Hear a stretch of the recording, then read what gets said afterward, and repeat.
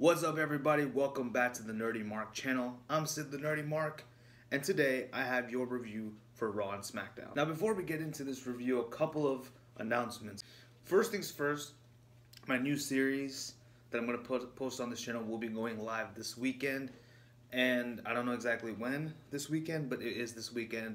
I'm not going to tell you guys what it is yet because it's a surprise. I want you guys to find out once you watch the video. Number two, I will be doing my first collab this week, and I don't know when that'll be coming out, but I'm going to be doing a collab with a very good friend of mine, and I'm very excited. This is my first collab as a YouTuber. I mean, I've only been on YouTube for, I think, like a month now. I'm going to be doing this with, like I said, a very good friend of mine. We've been friends. He's like one of my childhood friends, and I'll let you guys know when that video goes up. But with that being said, let's get started with our review for Monday Night Raw. So, Raw takes place in Dallas, Texas, my hometown, and it starts out with an address from Kurt Angle. Kurt comes out, and he is addressing the situation between Roman Reigns and Brock Lesnar. Vince McMahon has given his word that Brock will be here. This prompts Roman to come out. He continues to berate Brock Lesnar a little bit more, and he says, until Brock comes out here in person, I'm not leaving. Kurt does try to make him leave, but Roman is the big dog, so he's very adamant in seeing Brock Lesnar before he goes. Kurt Angle basically is like, you know what, do whatever the hell you want, and he just leaves the ring. Roman sits on a steel chair and waits for Brock Lesnar. You're not Stone Cold Steve Austin, so stop it, Roman. Then the U.S. Marshals come out, and they try to escort Roman out. You know, he gets handcuffed, and he goes on to beat up the U.S. Marshals. I'm pretty sure that's a felony. That is quite a few years of jail time, but he's the big dog, so that doesn't matter. He beats those guys up. Brock Lesnar comes out, and Roman obviously has this kind of really scared look on his face, like a puppy dog. See what I did there? Brock Lesnar comes in. Roman goes for the chair. Brock Lesnar beats up on Roman, gives him suplex after suplex after suplex, at one point even yelling, "Suplex City, bitch." Roman Reigns is in a very bad way. Brock Lesnar leaves. Then he takes his shirt off and he comes back in, hits Roman with more suplexes, hits him with an F5, and then he heads out of the ring. Then the EMTs come out. They put Roman on a stretcher. Brock Lesnar comes back out, tips the stretcher over, and then he leaves. I can see they're really trying to build up some heat on Brock and trying to really make Roman Reigns like the hero here, but the fans are just not buying it. He's not as over as Brock Lesnar is. You know, I did like this segment, kind of. I mean, it wasn't anything great. It's a segment with Brock Lesnar, so obviously it's gonna get out of hand, and it's gonna end up with Brock beating someone up.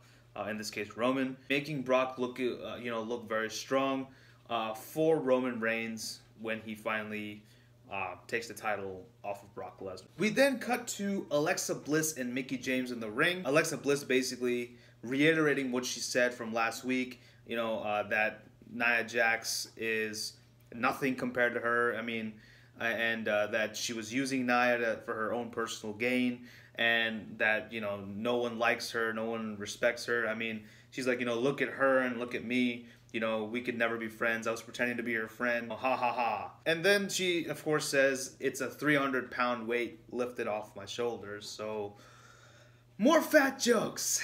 Wonderful. Then this prompts Asuka to come out, and Asuka and Alexa have a match. And this match kind of sucked. It was not nearly as good as their first encounter that they had back in January. Asuka does win via countout when she gets Alexa in the ankle lock, which is interesting because I've never seen Asuka do an ankle lock. Maybe she has. Let me know in the comments below. So Asuka does catch Alexa Bliss in an ankle lock, and Alexa Bliss is saved by Mickie James, only to get ambushed by Nia Jax. She storms the ring. She's gunning for Alexa. Mickie James gets in the way. She gets her ass whooped, and Alexa legs it and escapes through the crowd. Backstage, she runs to Kurt Angle's office, tells Kurt to do something about Nia, telling her that she should be suspended. No, better yet, she should be arrested. Kurt Angle says Vince McMahon would not allow two Samoans to be arrested. in one night. No, that's not exactly what he said. He said, no, look, I'm not going to do that because I saw what you did. I saw what you said last week and tonight. A lot of women, including my daughters, heard what you said. And the Raw Women's Champion should be a role model and not a bully. So you know what I'm going to do? I'm basically gonna reward Nia Jax with a match against you for the Raw Women's Championship at WrestleMania. It's true. It's damn true. And I'm really excited to see what happens. I know there's a lot of people out there that want to see Alexa get her ass whooped by Nia Jax. Really will be a satisfying end to her reign as Raw Women's Champion. And personally, like I said, I love to hate Alexa Bliss. And so they did a great job with this character. Nia Jax organically kind of turning her babyface. But I am excited to see this match at WrestleMania. Then Braun Strowman after this makes his way out into the ring. He is Alexa Bliss's partner in the Mixed Match Challenge. He basically is talking about his situation and he says, you know, I have to pick a partner for my match at WrestleMania.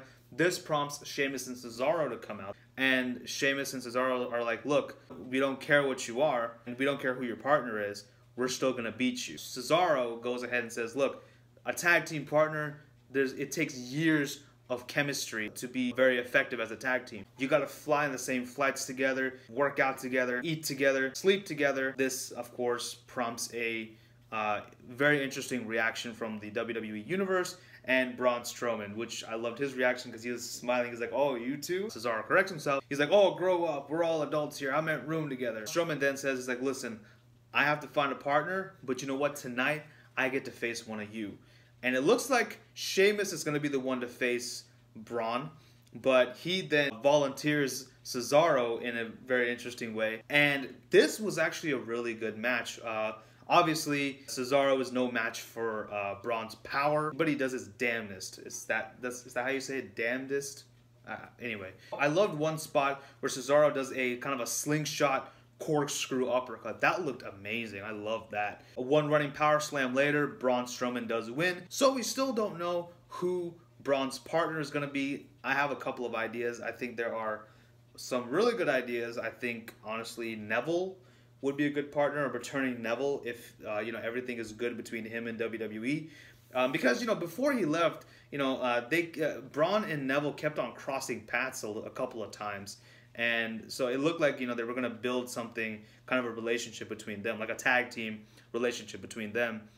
So I think it would make sense, in a way, for Neville to be his partner. A lot of people are saying Elias is going to be his partner. I don't know if that would make any sense. But who would I like to be his partner?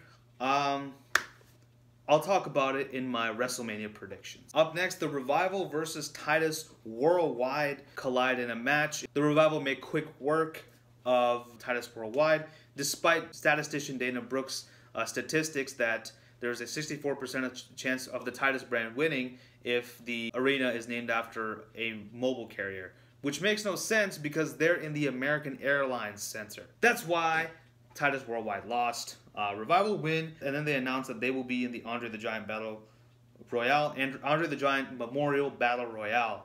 That is a mouthful. They say we're going to be the first tag team to win the Andre the Giant Battle Royale. So, yeah, these two teams are kind of stuck in limbo, and I don't know what they're doing with them. So, yeah, put them all in the Andre the Giant Battle Royale. Basically, everyone who's either not challenging for a title or don't have like a high profile match coming up is going to be in the Andre the Giant Battle Royale. So up next we have Sasha Banks and Bayley teaming up to take on Mandy Rose and Sonya Deville of Absolution. Paige, I love you, I miss you, please come back. Before the match does start, Sasha Banks and Bayley share a promo. Sasha's like, look, what's going on? Why are you like this? What, you know, I get it that you're mad at me after Royal Rumble and Elimination Chamber, but you know, it was every woman for herself and whatnot. And then Bayley responds and she says, look, I get it, but why is it that when you eliminated me from the Royal Rumble and when you knocked me off the apron at the Elimination Chamber, how come it gave you so much joy? Because you were smiling. You had a big smile on your face when you did that. Before Sasha can answer, of course, Absolution come out and they have a match. In this match, continues to tell the story and continues to further the tension between Sasha Banks and Bayley. Again, obviously they're gonna have a match at Mania. It seems like Bayley is the one who's gonna turn heel, but then again, Sasha has been the one doing more heelish activities. So, you know, with of course eliminating Bayley and being really happy about it and knocking Bayley off the apron from the Elimination Chamber, she's been the one doing more, you know, exhibiting more heelish characteristics. So it would make more sense, in my opinion, to turn Sasha heel at this point. But the match does end when Sasha and Bayley can't get along and they're fighting. And then Sonya rolls up Bayley for the win, I believe. Yeah, Sonya does roll up Bayley for the win. And that's how the match ends. The match itself was not bad. It was decent. But I think the storytelling was a lot more effective this time. I think I just like the story a little bit more. And yeah, I just want to see where this goes. And we have another promo from John Cena on The Undertaker. This time, John Cena says, I have my response from The Undertaker, but before I do, let me tell you guys, I'm so excited for this match. And he bigs it up, and he talks about history in the making, and he's just excited about this match. And he says, do you know what Undertaker's response was? It was nothing. Not a yes, not a no. So he says, Undertaker, all I'm asking for is a yes or a no, okay? If it's a no and you want to stay retired, that's fine, stay retired. But if it's a yes, you don't even have to tell me. Do something, you know, make some lightning come out. Give me some smoke. Do whatever. You know, do something. And that elicits a do something chant from the crowd. One that I've never heard before. This prompts Kane to come out. Kane comes out and he choke slams John Cena. Because nothing's worse than someone talking crap about my brother, because someone else talking smack about my brother always takes precedence over the fact that my brother almost killed me. So yeah, I mean, makes all the sense in the world. And then Michael Cole even tried to hint that this may be the match we get at WrestleMania, Kane versus John Cena. I really hope not, but at the same time, it would be the biggest troll by WWE if they actually said, haha, no Undertaker for you guys. It's going to be Kane versus John Cena. It would be the biggest troll move that WWE has ever done. Well, maybe not the biggest, but it would be a giant troll move for WWE. And I would appreciate WWE for it, but at the same time, I would be super pissed off. And I just might even cancel my subscription to the WWE Network. So WWE, don't you dare do that. We are getting a match next week between John Cena and Kane. Undertaker might respond then. If he doesn't, then I don't know. But this was a good segment, good promo. We'll see what happens next week in the match between John Cena and Kane. If The Undertaker does interject himself, if he does show up. We then have the Balor Club versus the Miztourage. But before that, the Miz does cut a promo and says that he gets no respect, even though he holds the most prestigious title in WWE, the Intercontinental Championship. He referred to Seth Rollins and Finn Balor as Tyler Black and Prince Nevitt. Bite me, Sparks. So this prompts the Balor Club, that is Luke Gallows and Carl Anderson and Finn Balor, to come out, and they have a match with the Miztourage and the Miz. Seth Rollins is on commentary. The match does get over when the Balor Club do win the match. Finn rolls up the Miz in this match, and the Miztourage come out and beat up the Balor Club. This prompts Seth Rollins to come out and save Finn Balor, and he tells Finn, hey, you owe me one. So I don't know how much sense that makes, but okay, fine. I guess he owes you one. And I think he will repay his debt very soon. In a Raw exclusive interview, he did mention that he wants another match with Finn Balor. So that's probably going to happen next week. We also then get a promo package for Ronda Rousey and Kurt Angle. And Kurt Angle, who's kind of become like her mentor, her friend, and her trainer. They're sitting down and they're having an interview. And that was a good hype package, making us a little bit more excited for the mixed match challenge. I'm sorry, the mixed tag team match at WrestleMania between Kurt Angle and Ronda versus Triple H and Stephanie. Other than that, there's not really much else to say. Oh yeah, and she did come out at the end of Raw and was interrupted by Dana Brooke, who she made real quick work of. We now have our main event, and that is the Ultimate Deletion! This was fantastic. I loved it. I remember when I once read a review for Batman v Superman Dawn of Justice 2 years ago, and I think the nicest review I read was that it was a beautiful disaster.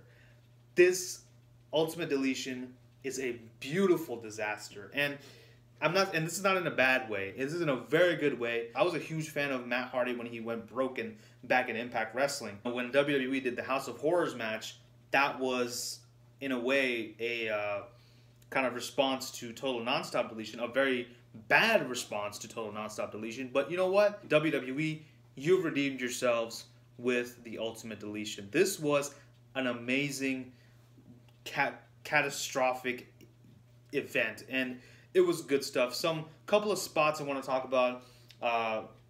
Vanguard 1 initiating the Boomstick Protocol. That was awesome. You know, with all the fireworks and whatnot. Matt Hardy playing peekaboo with Bray Wyatt in that graveyard. And then they go to the Dome of Deletion, and Matt Hardy tries to delete Bray Wyatt with a lawnmower. This was bonkers, man, and I loved every single minute of it. But I would suggest you go watch the whole thing if you can find it online. I would suggest you go back and watch the entirety of this whole catastrophe, man. It was so fantastic. The match does end when Bray Wyatt happens to have the upper hand on Matt Hardy, and Bray Wyatt is about to use Skarsgård to dump Matt Hardy into the Lake of Reincarnation, but then Senor Benjamin throws a little small inflatable globe at Bray Wyatt and starts singing "He's Got the Whole World in His Hands," and he's also joined by Brother Nero, and that was pretty cool, you know, because there were rumors that Jeff Hardy filmed a cameo for the Ultimate Deletion, and I guess this was it. And there are also reports that he's been training in the Performance Center right now. So I guess his recent arrest didn't really have any impact on his return. I'm pretty sure he's going to return fairly soon. So we'll see. But it was good to see Jeff Hardy back again. And the match does end when Bray is distracted. Matt Hardy hits Bray Wyatt with a twist of fate. 1, 2, 3. Matt Hardy wins. He dumps Bray Wyatt into the Lake of Reincarnation. Bray Wyatt disappears. So does this mean we're getting a repackaging of Bray Wyatt, or is he, kind of gonna go back to how he was when he first debuted? Is he gonna become Sister Abigail? Another big troll would be if he came back as Husky Harris. So that would be something. I don't care really. I'm just happy that we have the Ultimate Deletion. This was amazing. Great way to end out Raw. So SmackDown Live does begin the exact same way Raw began, and that is with an authority figure coming out. But this time it was Daniel Bryan coming out instead of Shane McMahon. Thank God. Daniel Bryan comes out and he mentions that he's medically cleared to wrestle again, and then he says, wait a minute. Daniel Bryan is medically cleared to wrestle again.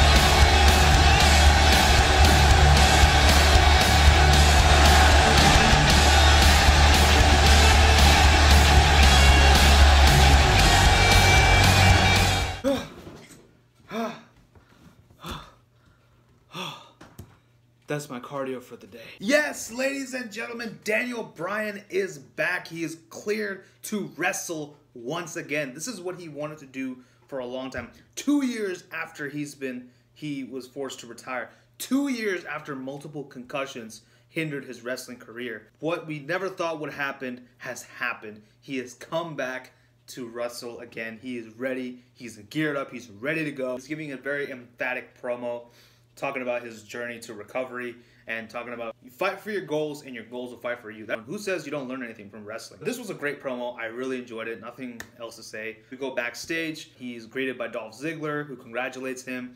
And then he says, I can't wait to be the first person to beat you, which is probably never going to happen because Dolph Ziggler's a great wrestler, but come on. You're not going to beat Daniel Bryan. Welcome back, Daniel Bryan. This is great. I was I am of course kind of sort of excited, as you saw. And yeah, this is going to be fantastic. We'll see how they build him towards WrestleMania, because even though he said he doesn't know that he's going to have a Mania match, it's pretty evident that he's going to have a match at WrestleMania. Next up, we have Shinsuke Nakamura versus Rusev, a rematch from WWE Fastlane. And I don't care about this match. I didn't really think it was that great, especially coming off of a explosive segment like Daniel Bryan's return. This definitely pales in comparison. AJ Styles sits in the same position as Shinsuke Nakamura this week, watching him, leading up to their match at WrestleMania, which obviously I can't wait for. And so Shinsuke does defeat Rusev in very quick fashion. Aiden English comes in. Rusev Day beat up Nakamura. AJ Styles apparently is going through an injury right now. He's recovering from an injury, a legit injury. And he goes in there taking his sweet time to try to help out Nakamura, just like Nakamura did last week. But of course, Nakamura's like, "Ha, I didn't need you." And he fends off Rusev Day all on his own. Backstage, they meet up. And AJ's like, "Look, you know what? I know what you're going to say. You're going to say you're going to beat me at WrestleMania." And Shinsuke Nakamura's like, "Oh, come on, don't be so hard on yourself, Have a little bit more confidence." But yes, I will win the WWE Championship with a knee to face. Next up, Baron Corbin versus Ty Dillinger. Oh, Ty, you're still around. Good to see you, buddy. But of course, you get no entrance and you lose. So, yeah. I don't know what the hell they're doing with Ty Dillinger at the moment. Both men are going to be in the Andre the Giant Battle Royale as well. But I really don't care. So up next, we have a hype package for Asuka, hyping her up for her match against Charlotte Flair for the SmackDown Women's title. And Charlotte's watching this on TV. Natalya interrupts, kind of talks her down, says, "If I was WWE Champion, Asuka wouldn't be able to beat me," and whatnot. And Charlotte says, "You know what? You're just jealous because you don't get to be in WrestleMania.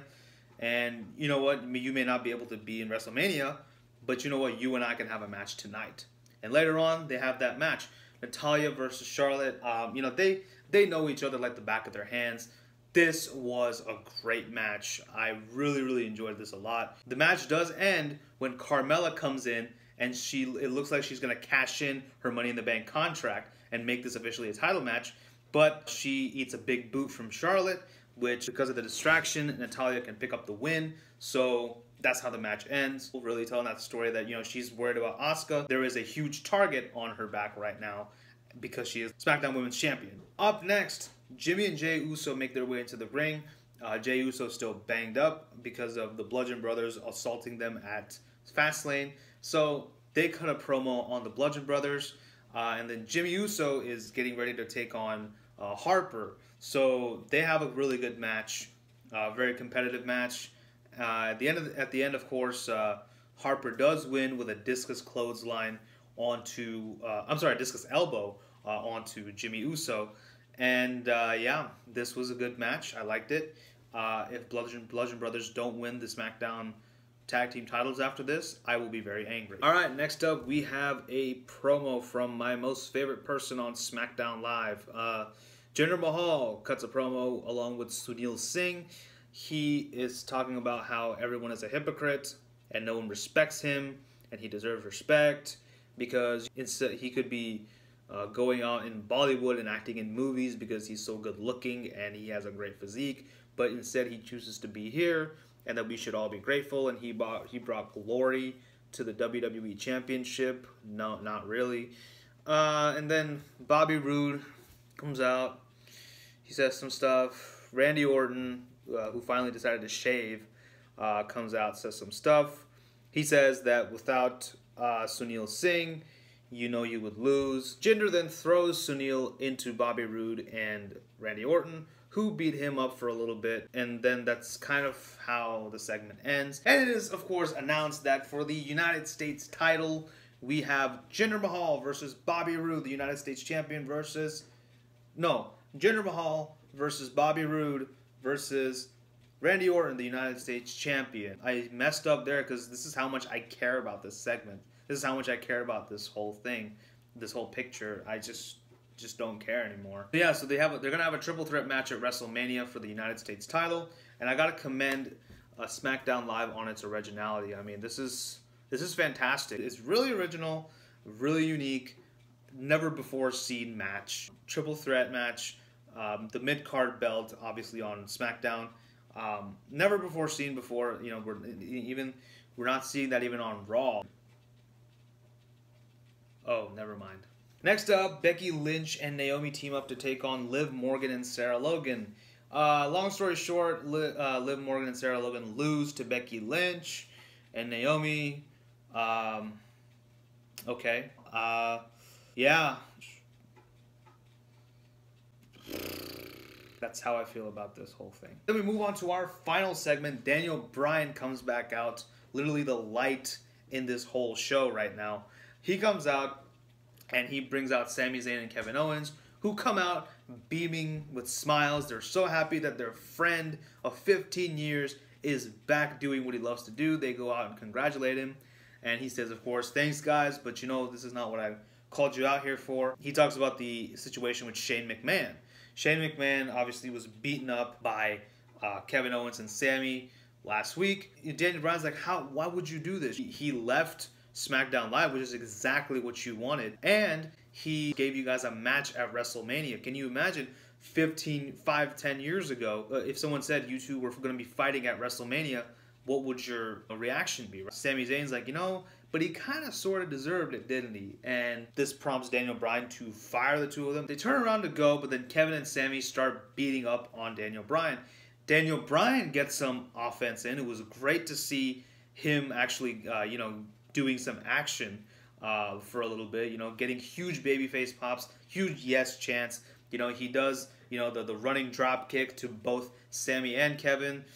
He's hitting Kevin with the yes kicks, but Sami, you know, breaks it up, beats up on Daniel Bryan along with Kevin Owens, of course. Daniel Bryan is then carried off with an EMT. Again, A for originality. WWE, good job. And then we just hear Kevin Owens screaming in the background like a banshee, and that's how the show ends. Overall, I want to say I did like SmackDown a little bit better this week, just because of the whole announcement of Daniel Bryan coming back. This is fantastic news. I am really excited. I can't wait to see him back in the ring again, doing what he loves. I can't wait for him to, you know, get in his wrestling gear, and it's going to be fantastic. And of course, the segment with Kevin and Sami continuing to fuel the fire under Daniel Bryan, and I think I can see where this is going. We're gonna have Shane and Bryan team up to take on Zayn and Owens, so that's fine. I'd be okay with that. I mean, I guess his first match in, they don't want him to do that much yet, so I guess they're gonna kind of ease him in to him getting back in the ring again. So we'll see, but this was a good episode of SmackDown and a good episode of Raw. I mean, the Ultimate Deletion was fantastic, and not to mention the first segment with Roman Reigns and Brock Lesnar. The tag team division is looking to have some more salvation. The women's division, contrary to SmackDown, looks really good on Raw. The match, and as far as SmackDown, besides Daniel Bryan, the match between Natalya and Charlotte was a really good match. And that's about it. And then, of course, Daniel Bryan, like I said, welcome back. You're doing what you love to do. I can't wait for WrestleMania now. So, those are my thoughts on Raw and SmackDown this week. Let me know what you guys thought about both shows in the comment section below. Also, don't forget to like, share, and subscribe. Follow me on social media. And tell your friends about the Nerdy Mark. Until next time, this is Sid, signing off. You guys take care. Bye-bye.